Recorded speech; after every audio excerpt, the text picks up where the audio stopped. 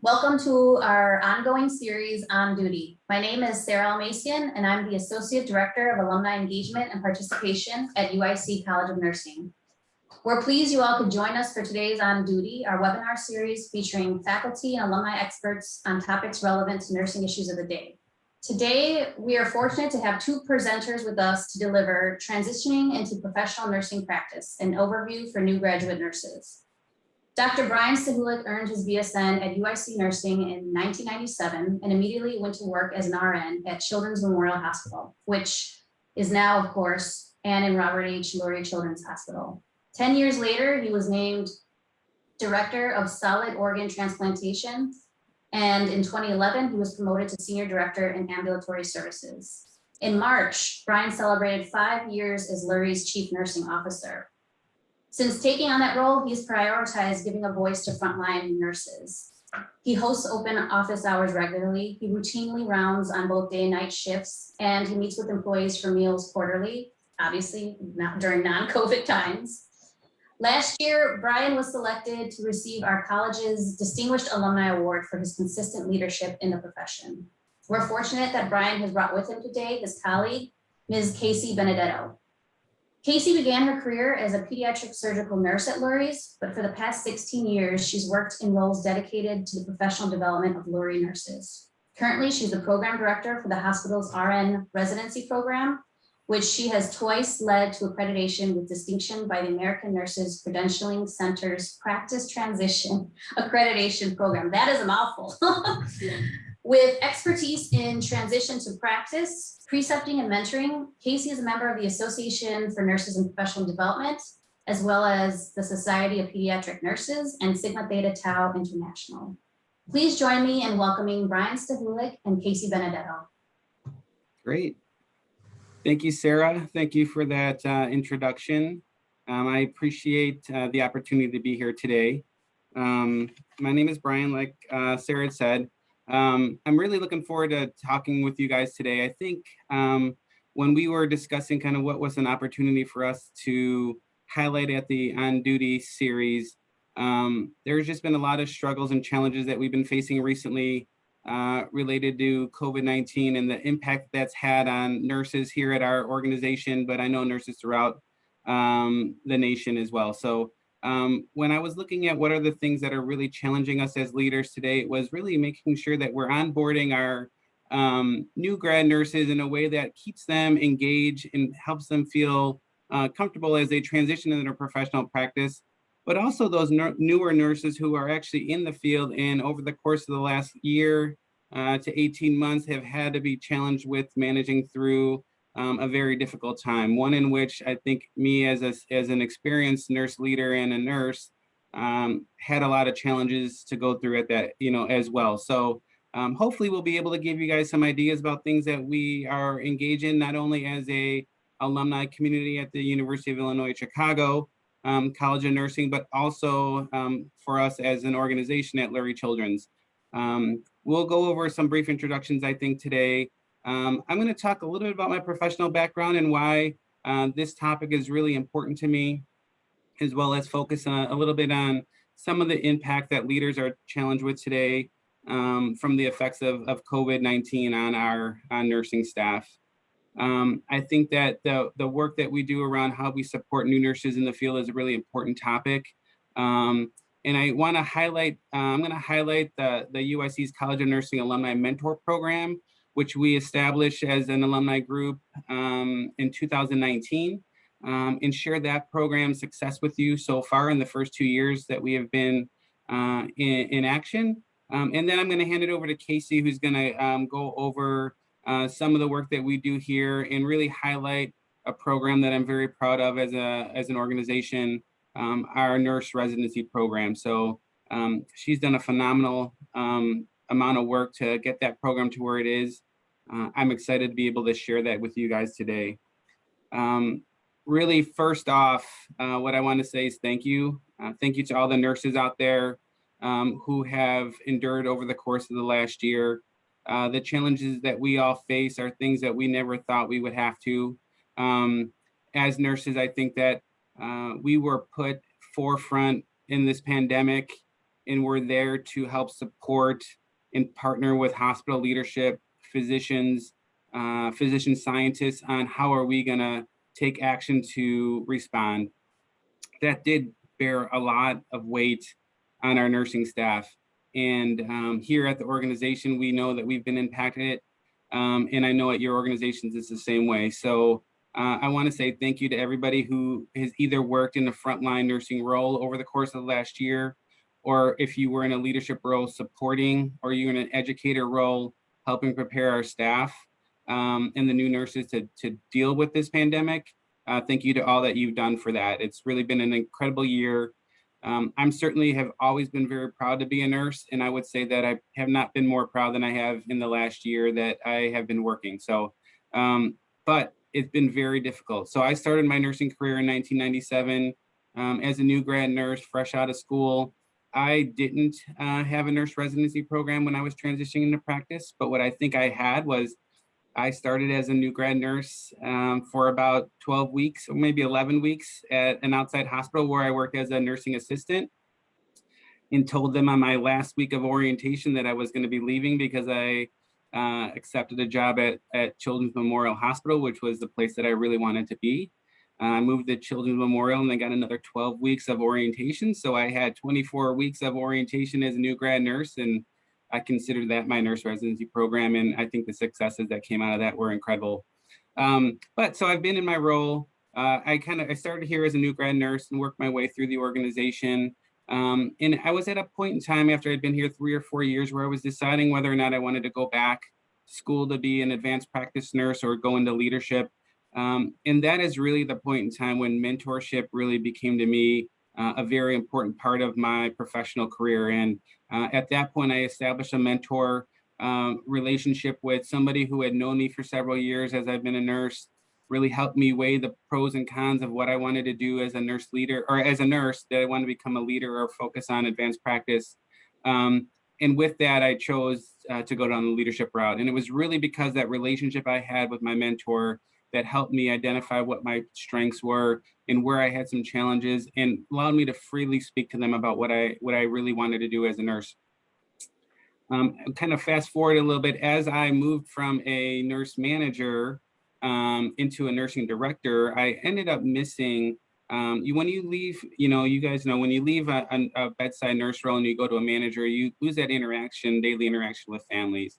And for those who've gone from managers to directors or moved up in the leadership route, as you get further up, you start to lose the interaction with the day-to-day staff. And for me, missing that was much more difficult than when I left from being a bedside nurse. So I understood that providing resources to the staff that I support, engaging in relationships with our staff, helping support and coach was something that I really wanted to do.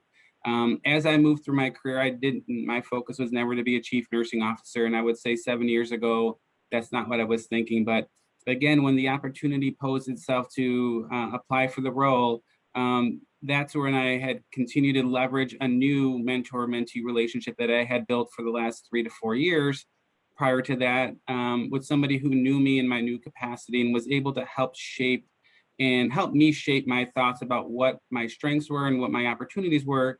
And is this a role that I would be successful in and that I really wanted to do? And after that discussion, really did find that it was really important that I do that. And as I've been in my role of chief nursing officer, it's a tremendous honor to be able to work in that role. And really the thing that I found of most value is the relationships I can build with the frontline staff and give them the voice that they need. And a lot of that is through coaching and mentoring and helping support them when they need it. And I certainly I wouldn't say that I'm perfect, but I think that as much as I can try to be as visible as I can, and I know I'm not, this year has really been a hard one because we haven't been able to be as visible as we've been in the past. I think those are the things that really help me kind of build my career and things that I want to focus on. So when I look at nursing students who are in our organization, or I look at new grad nurses, it's thinking about what are those resources so that we can help them be successful, because we're going to need to rely on them as we move forward. So national trends, this has been a very difficult year. I think the pandemic has really challenged even the most experienced leader and nurse in ways that we haven't been before. And When you look at the things that we're dealing with as nurse leaders, there's a higher rate of turnover than we've seen in the past. So historically, within the first year, Casey kind of shared with me some of the data around 15% of nurses will leave their job in the first year after they became a new nurse. And within 2 years, it's about 30% of nurses. And I think that impact has a significant impact on your staffing on the unit, on the cost of healthcare, on the cost of the organization.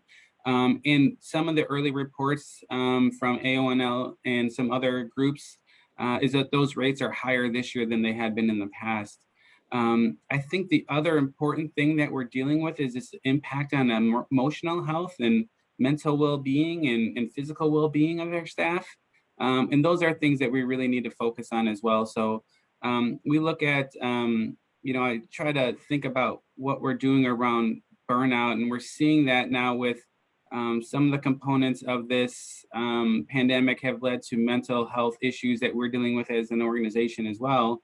So that you see that as patients are closer to the point of care, it's really more acute, some of the challenges that they're facing. So it is incumbent on us as nurse leaders to be able to continue to support those nurses who are dealing with very challenging times.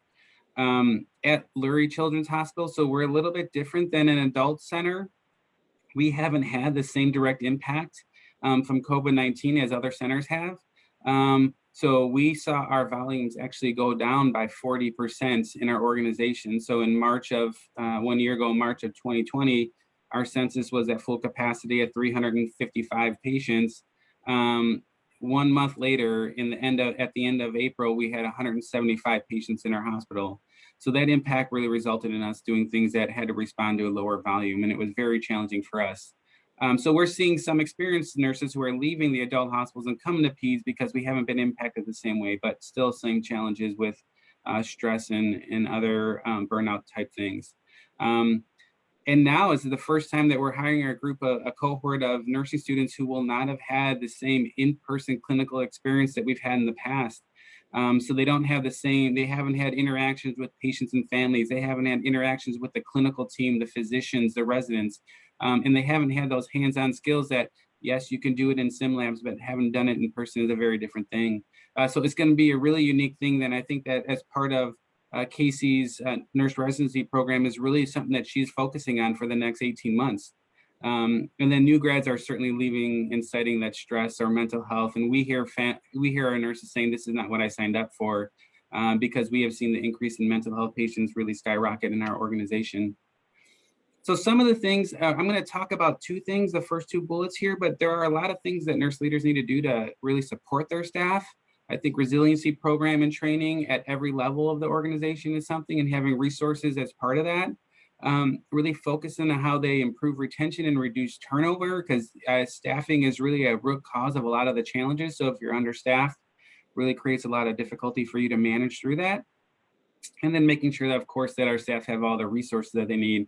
Early on in the pandemic was PPE. Now it's really making sure that they have those EAP programs in place, and that your leadership has providing them with the resources they need to do their jobs at the bedside. But really the two things I wanted to focus on today, and Casey will take the second one as far as the formal transitioning into professional practice program, but really formal mentor programs that are designed for those early career nurses and nursing students. So the second one, the Lurie Children's Inspire 2 Mentor Program, is the mentor program that we've put in place at our organization to really focus on those minority or lower opportunity index groups, so that we could really provide them resources around having experienced nurses there to help support them while they're in nursing school, and hopefully create opportunities for them to engage in professional discussions through a mentor-mentee program with on-site at our organization classes that they can attend. And then we hopefully have opportunities to hire them on afterwards. A great program. We've had, this is our third year now. We've had nursing students from all over Chicagoland participate, and we finished our third cohort just last month. And then really the UIC College of Nursing Alumni Mentor Program is one that I'm very proud to be associated with. Sarah has done a really tremendous job in leading that group to develop a program that I think has really provided some success to those who are part of it. So I'll talk a little bit about that, and at the end, certainly give a shameless plug to anybody who's on here who's an alumni of UIC College of Nursing to participate. Because really, as we launched it in 2019, and I remember we were having discussions about this early on in the year that year, it was really focused around how do we connect our mid-career and seasoned alumni. So those who'd been in the field of nursing for 10, 15, 20 years, even those that are more than 5, with those alumni who are really early on and thinking about where they are in their careers as far as professional development, or are they thinking about going back to school or changing their field or changing their area of practice. So we wanted to focus our mentors on sharing advice around all that. So how did they navigate their career paths? What were the routes that they took? How did they see and understand the importance of building networks and developing their leadership skills, and why did they choose to go one way versus the other? And it was really an important piece for us to be focused on that. And the mentors, or the mentees, I'm sorry, were there, and we had encouraged them to really be open-minded about what they were going into the relationship, and think about ways that they could be curious, ask questions, really lead the discussions. And what really came out of that was a great opportunity for us to develop relationships between our mentors and our mentees. And I think that there are some of them, as we've completed our second year, we've had 128 alumni and students that have participated. So both years, Sarah really charged the group with some pretty lofty goals around the number of participants. And I think the group did a great job of helping her achieve those goals. We had 98 paired matches, and many of those are still actually going strong today. So that I know the person that I was meeting with this year was a nurse at Rush University in their adult hemonc area. So not an area in which I have expertise, but she and I connected a number of times, and was a great opportunity for her to ask me questions and about my role. And she's going back to school beginning this month. So we wish her well in that. But it was a great opportunity as I went through my DNP program, I was able to share with her examples of how I balanced all the things, whether it was work-life balance, school-life balance, work-life-school balance, because there's all those things, and then add in your family and other things that you have to do. So it was a really great opportunity for us to continue those relationships. I think the strength of the program as well is in we're able to pull from a lot of different areas of not only Illinois, but beyond that. So we have members from outside of the state of Illinois and really outside the United States. So there's a couple of our mentors who are at work at international programs, and we're able to really leverage them. And I think the relationships allowed for, in the last year with us moving to Zoom for a lot of things, we were able to connect virtually, and that need to be in person was able to be readjusted. And I know that I met with my mentee 3 times via Zoom, and there were some people who were closer to one another that were able to meet up as well. So I think that as we move forward and some of our challenges relax a little bit, we'll be able to have some of that be in person as well. So really great mix of folks. And I think when you look at what our mentors and mentees are saying, I think it's great that people learn from one another. They get inspired by one another. And when I was meeting with my mentee, the energy that she has as a newer nurse of where she is lying is really going back to school, and very excited about that. And a lot of new life challenges that are coming her way are things that really inspire me to continue to work and to enjoy the job that I do. So the mentors as well are really there to help. They feel that they get really great perspective from those nurse leaders that they're partnering with. And I think it's an opportunity for both sides to really get a lot of mutual benefit from that. So here's the shameless plug part. So we'd ask that if there are any alumni out there, and I hope Sarah's going to give me the amount of money she told me I would per mentee. So we'd encourage you to sign up, and sign up goes through end of July. So we still have some time, and then Sarah and the committee work really hard to kind of assign the mentor and mentee based off of what mutual interests are. And Yeah, and hopefully it's something that we're going to continue to measure the outcomes, and we do surveys every year with the mentors and mentees that we can share really some evidence-based benefits to this. So with that, I think the other piece, and that one's to really focus on how we support those newer nurses that are in the field, and Casey's really going to talk a little bit about our nurse residency program and how that helps our new grads who are coming into the field. Great. Thanks so much, Brian, and thanks to Brian and to UIC for inviting me to share a little bit about our RN residency program here at Lurie Children's today. We can go ahead to the next slide. So our program has been around since 2003, so it's a very seasoned program. It's gone through many changes throughout those years, but we're always thrilled to say that we kind of got in early on that transition to practice experience for our nurses here at Lurie Children's. Our program is really meant to prepare nurses to have a rewarding career in caring for children and their families. Now more than ever, we really need to be bridging that gap between academia and practice. That's been a need for a while, but in no time has there ever been more of that need. We're hearing a lot from our new graduate nurses who started last fall that they're struggling. They're struggling with their clinical skills. They're struggling with their interactions with patients and families and with clinicians, as Brian mentioned. And we're adding a little bit of meat to our program to try to help them through that. So I'll talk a little bit about that as we go on and talk about the different pieces of the program. We also want to prepare our nurses to think critically and manage the really complicated pediatric patients that we see here at Lurie Children's.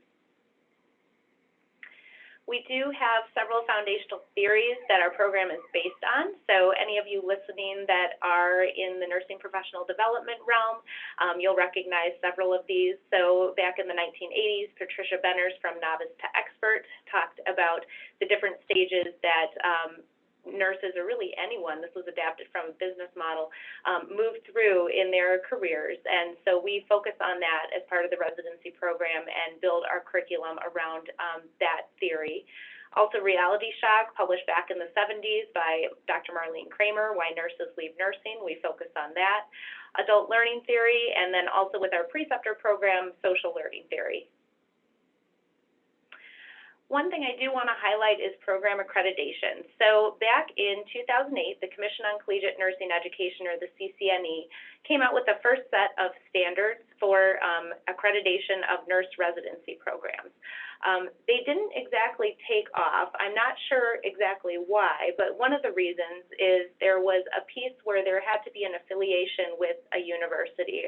That's something that, while we affiliate with many, many schools of nursing for our nursing student clinical placements here at Lurie Children's, we are a freestanding children's hospital and are not directly affiliated with any one nursing program. We took a look at those standards back when they came out and wanted to make sure that our program was meeting up to those, although we weren't technically eligible to apply and to go through the accreditation process. And we did make some changes to our program early in the 2010s based on that set of standards. But the American Nurses Credentialing Center, the ANCC standards, came out in 2015, and those have really, really taken off. So we were first accredited with distinction back in 2017, and we just received reaccreditation with distinction just this past year in 2020 through the pandemic, which was quite a challenge. But I would really encourage anybody that's listening today that is a new graduate nurse and that's about to go out into the field, or any of the nurse faculty listening, really look for an accredited program. I think it's really important. I think accreditation really sets the standard for that transition to practice experience, and we have achieved a lot and changed a lot and made great strides with our program just by going through the accreditation process. So the ANCC's program, or Practice Transition Accreditation Program, Sarah had said in her introduction, it is quite a mouthful, but this is a global recognition program for residency and fellowship programs that transition registered nurses or advanced practice nurses into new practice settings. So there are 3 types of programs that they accredit. So ours falls into the RN residency program. So nurses with less than 12 months of experience typically are traditional new graduate nurses, although we do from time to time hire those, as Brian shared his own story, that have worked somewhere for less than a year and then come and transitioned into practice through our nurse residency program. RN fellowships, so those are for experienced nurses that are looking to master new clinical settings. Immediately prior to the pandemic, we were working on what we currently have is an orientation program for nurses that come here and start with experience. We were looking to develop that into a fellowship program and hoping to pick that work back up now as hopefully we move past the pandemic. And then also APRN fellowships for newly certified advanced practice nurses. Again, accreditation really provides that framework and provides a comprehensive program and a set of standards and guidelines to follow for all of these different practice transitions. And the ANCC has just recently celebrated having now over 200 programs accredited, and we've also had now the first 2 international programs accredited. So it's really exciting to be a part of that community. Our RN residency program at Lurie Children's consists of 5 different components. So I want to talk about each one of those briefly, and then also give you some information about how we've had to move and shift and grow during the pandemic with some of the new challenges I mentioned for our new graduate nurses. So our 5 components consist of our precepted orientation, our pediatric nursing classes, which are both done in a large group with each cohort that we start, and they have specialized classes that are specialized content for the unit where they're hired into, our transition sessions, which have really been necessary this year more than ever, our clinical exchange opportunities, and then lastly, our evidence-based practice mentorship. So our first component is our preceptor program. So all of our new graduate nurses that start here at Lurie Children's are hired into a unit, so they know where they're going to be starting. We hire 3 cohorts a year, and our typical cohort size is anywhere between, I would say, 30 and 35. We've definitely had some on the higher end and some on the lower end, and last year was an interesting year to enter into the profession of nursing. In fact, I've had some of my new graduate groups just mention to me and ask the question, what was it like to be a nurse before COVID? And I was surprised to get that question, but I'm realizing that now we have usually about 5 cohorts in residency at the same time. Our program's 18 months in length. And I've got, 4 cohorts in residency right now who have not known what it's like to be a nurse before COVID. So that really struck me and stayed with me. So our preceptors are a big part of that initial orientation experience. Our precepted orientation lasts anywhere from 14 to 20 weeks, depending on the unit of hire. We do hire into all of our acute care inpatient units, critical care inpatient units, our operating room, emergency department, and our inpatient psychiatry unit. Our preceptors do receive training, so they attend a 4-hour preceptor workshop. It focuses on roles and responsibilities of a preceptor and adult learning styles. And then we have instructor-led training that includes simulation and lots of engaging content for our preceptors. We additionally have recently added preceptor training into the nurse residency program. We are finding that our nurse residents are often being asked to precept around anywhere from 12 to 18 months. Probably my feeling is about 18 months to 24 months might be the right time to start precepting, but we're seeing them being asked a little bit earlier due to the needs of the organization. So what we wanted to do was put the preceptor training into the residency program. So not only are the preceptors trained outside of the residency program, but now the groups that are going through residency around 15 months are attending this preceptor training as well.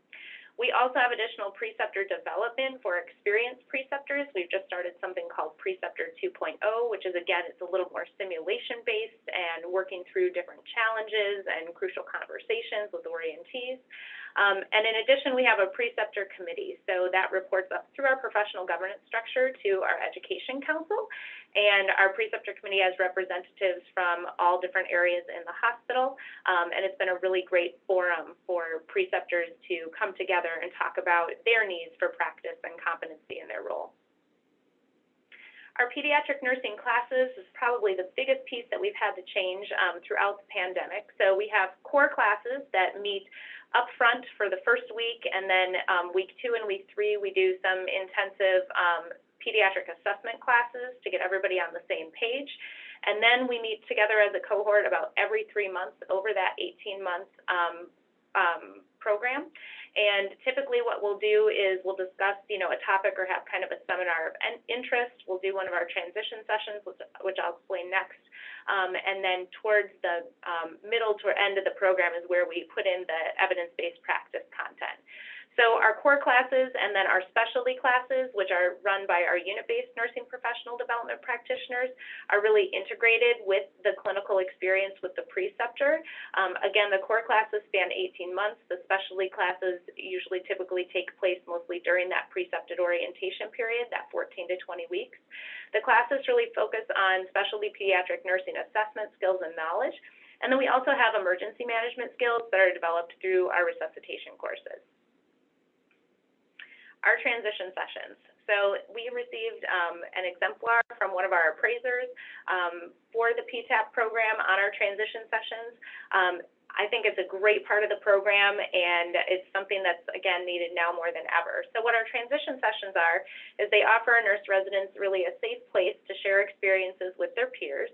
There are about 8 to 10 residents in each transition group, and then they're facilitated by 2 facilitators. One is an experienced nurse, and the other is either a social worker or a chaplain. So we have somebody that's got that experience of going through transition to practice as a nurse, and then we have somebody who's skilled in group facilitation. So our transition sessions meet each time we have a core class day, so they meet about every 3 months. We did have to transition some of this to teams earlier in the pandemic, and then again over the winter.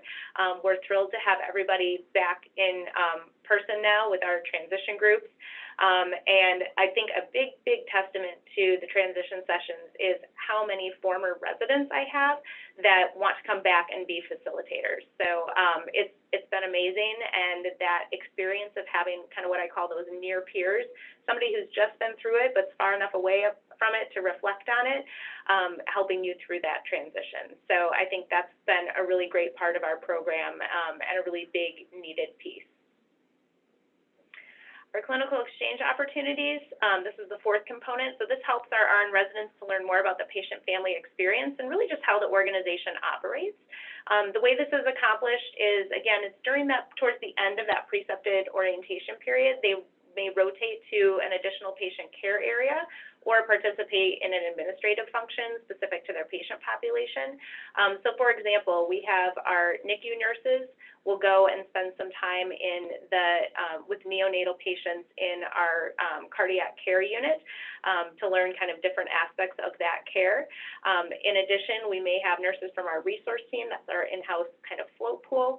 They might sit with our administrative coordinator and learn how, assignments are made, how staffing decisions are made, different things like that.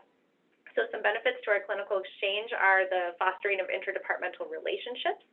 It really promotes an understanding of that care continuity for our patients. So if I work on a unit where I get a lot of patients from the emergency department, maybe I'll go spend 4 hours in the emergency department and see what it was like for that patient and that family to come through the ED before they got up to my floor.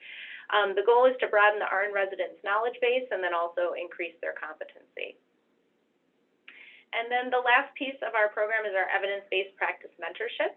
So the residents complete an evidence-based practice project as part of the program. They don't start this until they're in about 6 months, and it's interesting. It varies from group to group.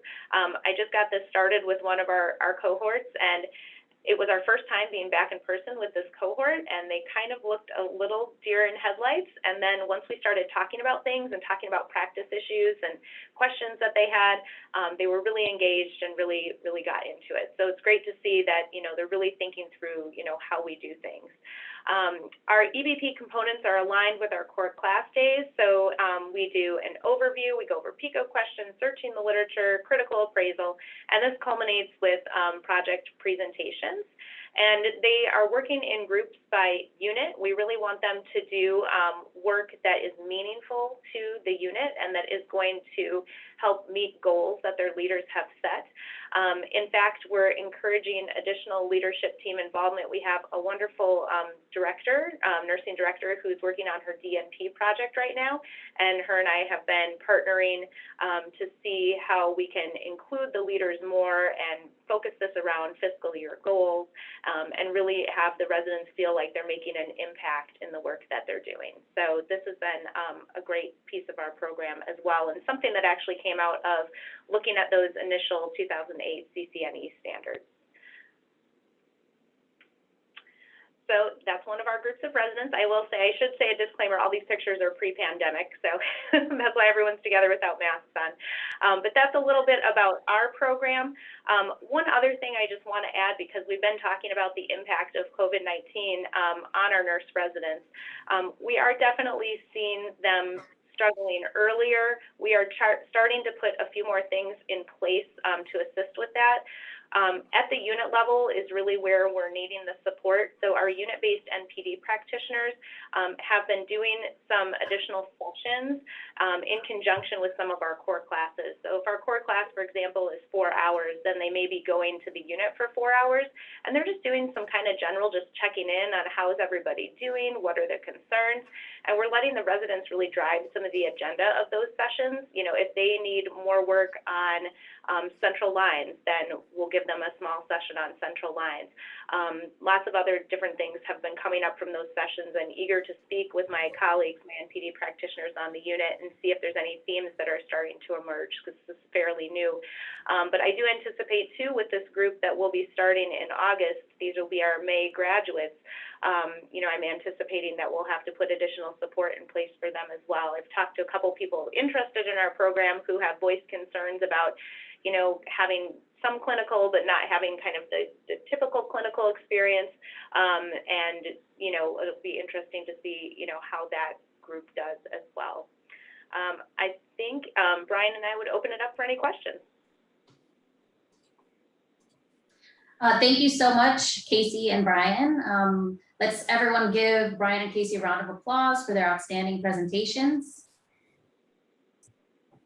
And yes, let's open it up to questions from the audience. Please remember to submit those via the chat box, and then I will read them to Brian and Casey. So we did have a few come through. So this is a two-part question from Jan Spunt. What are your plans for transitioning back to normal? In-person meetings, gatherings, leaving Zoom meetings behind for staff meetings, etc. And yeah, I can certainly take this from the meeting perspective, and then I think Casey can talk about some of the things that we've been doing during the pandemic to actually have some of our classes actually in person as well. So as an organization, we are certainly returning to normal. We are at about 85% of our staff and providers are vaccinated. And as the city opens up more, we have actually started to have more of our team meetings in person, still with the guidelines around keeping everybody masked because of the IDP or the state of Illinois requirements. We are beginning to have people come back, and we have actually been doing some of our meetings. So our nursing professional governance meetings actually were in person for the last, I think we came back in person in July or August of last year and had some meetings that were more socially distanced and a little bit, reduced number of people. So we had some people zooming in on that, but I think we're recognizing opportunities are coming back. And one thing I would like to share is we did have a fellow, we received our 5th magnet designation in March of 2020, and we're able to celebrate that as well as a number of other things. And every year we do a nursing annual meeting in which we bring our staff together and highlight all the accomplishments that our bedside staff and advanced practice nurses have had for the year, and weren't able to do that. But this year we actually were able to do it again in person and had a conference room that could hold close to 400 people. And we had about 120 people in that room, distanced, everyone was vaccinated. But it was an opportunity to get everybody back. And I think the things around resiliency that we need to remember is that what people used to do in the past was be together, go out, vacation, and really help recharge themselves. And they haven't been able to do that. And I think that challenge has really created some emotional struggles. And now we're able to start to get back to some of that. And being in person for these meetings was really an important part of us getting back to some normal in a safe way. And Casey can talk about what we did during the pandemic, because we did have on-site training and sims and other things. Yeah, sure. Thanks, Brian. Yeah, our path through the pandemic with the nurse residency program is, back in March and April of 2020, we just, canceled classes and rescheduled and combined things over the summer months. So when things did get better, we were able to bring students back on site, again, with masking, social distancing, all of those requirements in place, limited attendance in conference rooms. So we were able to do that a bit over the summer. We were able to keep groups really small for, hands-on activities, giving everybody their own set of equipment, lots of cleaning and disinfecting, similar to probably what you're hearing if you've got kids in school. So we were able to do that over the summer. And then when things kind of took a turn again in November, we did go back to remote learning for November, December, I want to say January and February. I believe March 1st, we kind of came back in person. So we just did a lot of different kind of creative things during that time. For example, we usually do something with the nurse residents where there's 4 teams in each residency group, and they kind of compete for points, and they answer questions in different classes and things like that. One of the activities they do is they make a poster, they give themselves a team name, they have a slogan, a mascot. It's kind of a really fun group activity. So since we weren't able to do that piece of it, one of the things that we did was we had them each take a small square and kind of make their own picture, and then we made team quilts. So it was a way to still bring people together, but doing it separately. So we've done a few different things like that, but it definitely has been a challenge, and I can tell how grateful the nurse residents are to be back in person and to be together. So we've just continued, again, just to follow the guidelines, and we're slowly trying to get everybody kind of reconnected. So it's been a challenge, but it's been good. It's been nice to see their faces, at least from here up. So. All right, thank you. Also from Jan, will you require vaccinations for staff? And if not, how will it be handled for staff taking care of patients? So we haven't mandated vaccinations yet. I would imagine that will be coming up shortly, especially when the vaccines come off of EUA approval and are fully approved by the FDA. So we are at a strongly recommending, and like I said, we're above 85% of our staff and colleagues are vaccinated. There are certainly those groups that we are trying to continue to encourage and support them through. We have seen our transmissions of COVID among staff really be close to zero, especially over the course, after the first month when we went to universal masking, it was like March 25th of last year. After that, there was really very few staff-to-staff transmissions, and we track that on a weekly basis. So we're really encouraging. And then when the vaccines came, that number actually went down dramatically. We went 4 weeks in between February and March of no transmissions or no COVID positive employees. So we will encourage it. I think we will probably mandate it probably by the end of the summer, if I had a guess. All right. There are a number of health systems that have already mandated. I know I think Methodist in Texas has mandated it. The UPenn health system has also mandated it. So I think they're coming along, and I think as the vaccines are being proven to be safe and effective, I think we'll see more health systems move towards that. All right, thank you. From Susan Okuna Jones, what are key metrics of success you can share with this program? Sure, for the RN residency program? Yeah, I'd say so, because Susan's part of the Alumni Mentor Program, so if she's asking that question, we got problems. Thank you. Yes, your program, Casey. Thank you.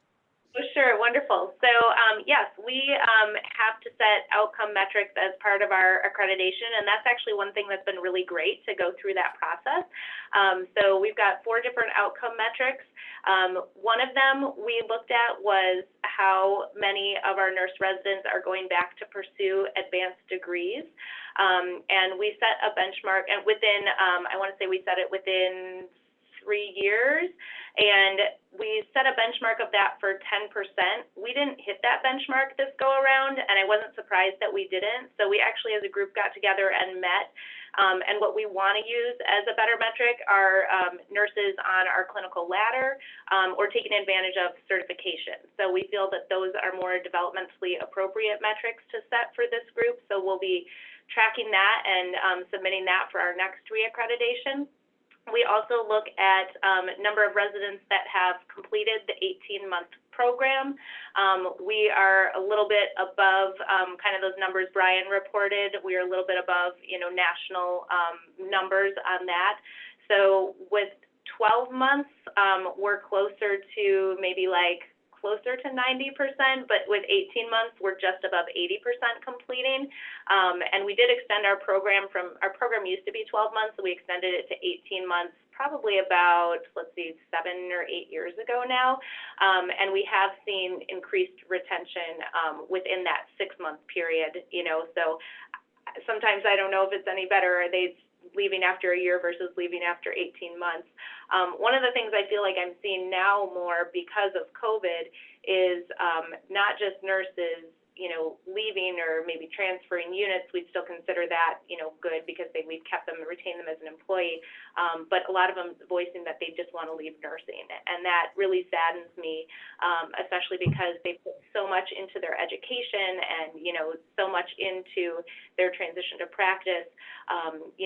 That's one thing that I really want to look at closely and see if there's anything that we can, do to help with that and to help mitigate some of those external factors.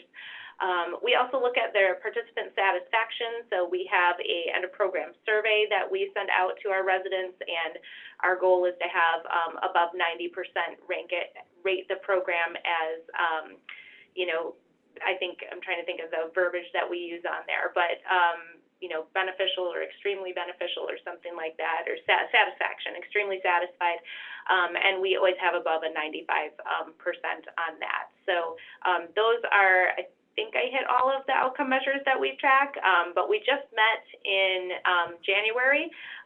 We just received our second reaccreditation in November. So we got our program faculty together in January to set outcome metrics that we want to look at for our next accreditation cycle. So just that one change of that professional development benchmark, moving from advanced degrees, looking more at certification and participation in the clinical ladder. Okay, another question about the residency program.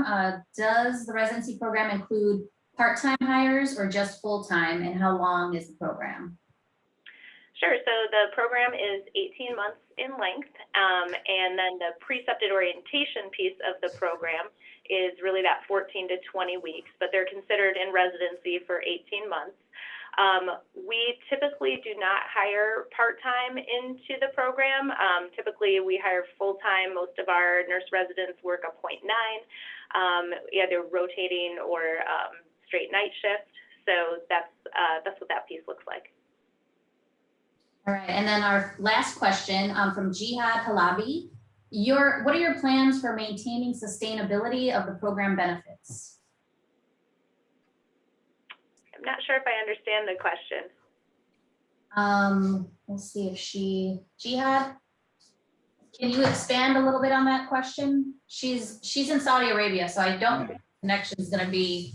I think I can maybe start, and then if we don't get it right, then we could clarify a bit. But I think the program is essential to us continuing to respond not only to what we're facing now, but then into the future. I think as nurses come in, especially when you're at a specialty hospital like ours, some of what they've had in nursing school helps prepare them to be nurses, doesn't help them prepare to be a subspecialized pediatric nurse. So the support that we want to provide them as they're transitioning to practice is really essential. And for me, as the chief nursing officer, the one who helps support and advocates on behalf of this program, I think the key thing is that we have leadership support and organizational support to keep it successful. Because if we don't provide the time for our residents to be off unit, or the resources for our speakers to be there to help support them, or the tools that Casey needs to continue to work with her faculty to improve the program and develop metrics and guidelines by which we will deem it to be successful, then we will fail the program. And I think for us, when we've seen other programs that haven't been supported from the leadership level, I think that's where we get challenges with those actually falling apart. Now, the benefits that we have, and if you talk to the nursing staff who've gone through, there is a lot of engagement related to that. And I think that the tools that we build around evidence-based practice and providing them opportunities to do their own EBP project have fiscally and other benefits to the organization, clinical outcome benefits to the organization. And we often leverage those to improve practice or change the way that we deliver. So some of the outcomes that Casey measured are really important for us to make sure that we have the appropriate people getting through the program. Some of the things that maybe we can consider measuring in the future are really those return on the investment that we make, because they are changing clinical practice. They are changing policies that we have. And we actually build on those when we have people who are going back for advanced degrees and they need an MSN project or a DNP project, or they're developing a PhD question. They use a lot of the things that we're developing as an organization and through some of the EBP projects to help with that. So I think there's a lot of success with the program. I think keeping nurses engaged and in the field is really something that we are all going to be really challenged with in the next couple of years.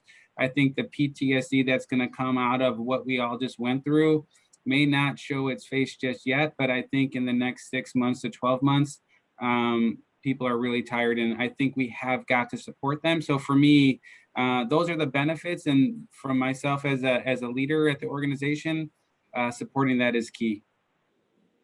Thanks, Brian. So Jihad did respond. She expanded a little bit on her question. She said, how would you follow up on participants to make sure the benefits continue? If we could keep that to about a minute or so, so we can be conscious of everyone's time. So I was way off then, I guess. It's okay though. It's all right, because it's all very informative, and especially for this group. So thank you.